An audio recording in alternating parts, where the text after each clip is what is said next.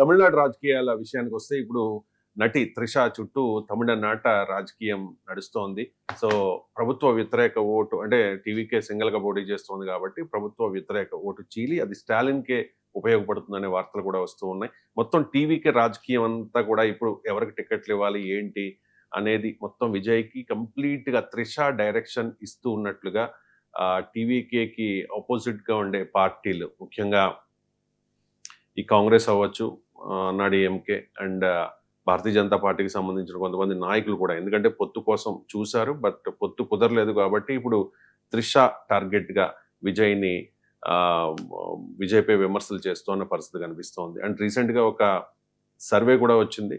ఆ survey and present ద్రవిడ రాజకీయాల్లో ఏం జరుగుతోంది అనే దాని మీద మీ విశ్లేషణ ఏంటి? ఎస్ అండి, ఇప్పుడు తమిళనాడు ఎలక్షన్ జరగబోతుంది. April 9th జరగబోతుంది. తర్వాత మరి ఈ తమిళనాడులో ఎవరు గెలుస్తారనేది ఇప్పుడు దేశవ్యాప్త చర్చ.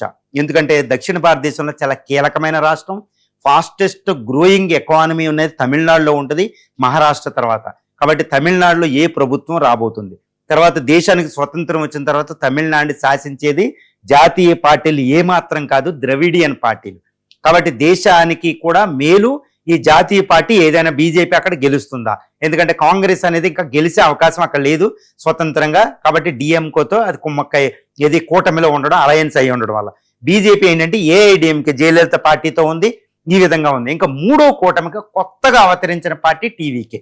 మరి ఇప్పుడు లేటెస్ట్ సర్వేలు ఏంటంటే మళ్ళా స్టాలిన్ 234 అసెంబ్లీ సీట్లలో మళ్ళా ఈయనకే 150 సీట్లు పైబడి వచ్చి అధికారాన్ని చేజిక్కించుకుంటున్నాడు అనేది ఇక్కడ పూర్తి సర్వే రిజల్ట్ రాబోతుంది. అక్కడ పరిస్థితిని, రాజకీయ ముఖ చిత్రాన్ని తమిళనాడులో పరిశీలించినట్లయితే మళ్ళా డిఎంకే అధినేత సీఎం అవబోతున్నారు అనేది మనకి తెలిసిపోతుంది. దీనికి ప్రధాన కారణం ఏంటంటే జయలలిత మరణానంతరం ఏఐడిఎంకే వీక్ అవడం.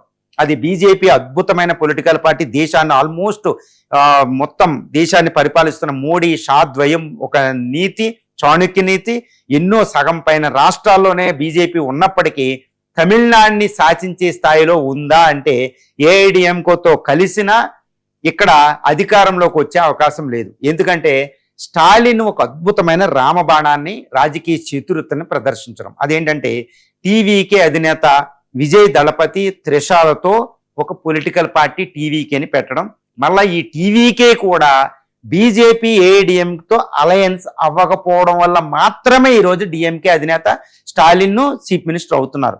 ఒకవేళ టీవీకే అధినేత ఇప్పుడు ఈ కేసులకి వీటికి భయపడి, ఐటీ కేసులని, అక్కడ తొక్కిసలాట కేసులకి, వీటన్నిటికీ భయపడి బీజేపీతో అలయన్స్ అయ్యుంటే స్టాలిన్ ఇట్టి పరిస్థితుల్లో మళ్ళీ ఇంకోసారి గెలిచే అవకాశం లేదు. కాబట్టి టీవీకే అధినేతను ఎవరు పెట్టారు అంటే ఇది స్టాలిన్ వదిలిన రామబాణంగా చెప్పుకోవచ్చు. అదే ద్రవిడియన్ రాజకీయాలు.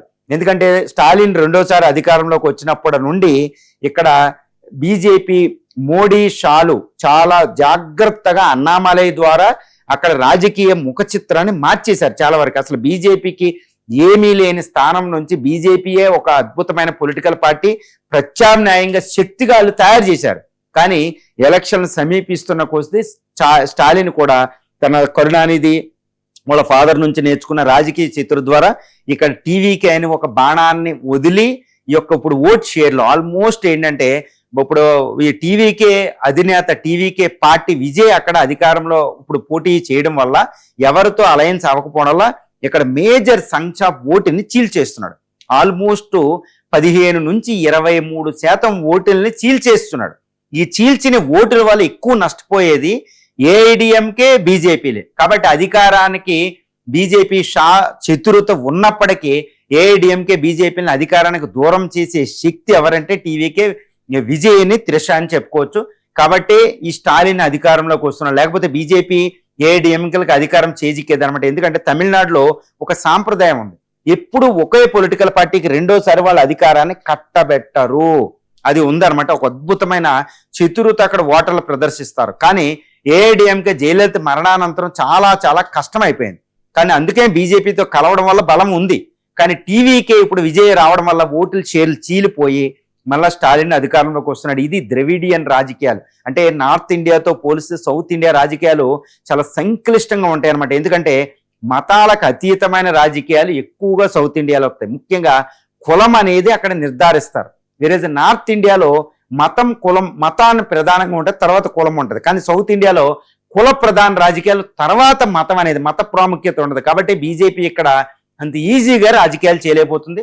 ఇప్పుడు స్టాలిన్ వదిలిన ఈ రామబాణం టీవీకే త్రిశాల వల్ల ఇక పూర్తిగా బీజేపీ ఏఐడిఎంకే అధికారానికి దూరం అయిపోతుంది అనేది ఇక్కడ సుస్పష్టంగా సర్వేలు నిర్ధారిస్తున్నాయి. Even the pulse of the water కూడా ఈ రోజు తమిళనాడులో అదే విధంగా ఉంది.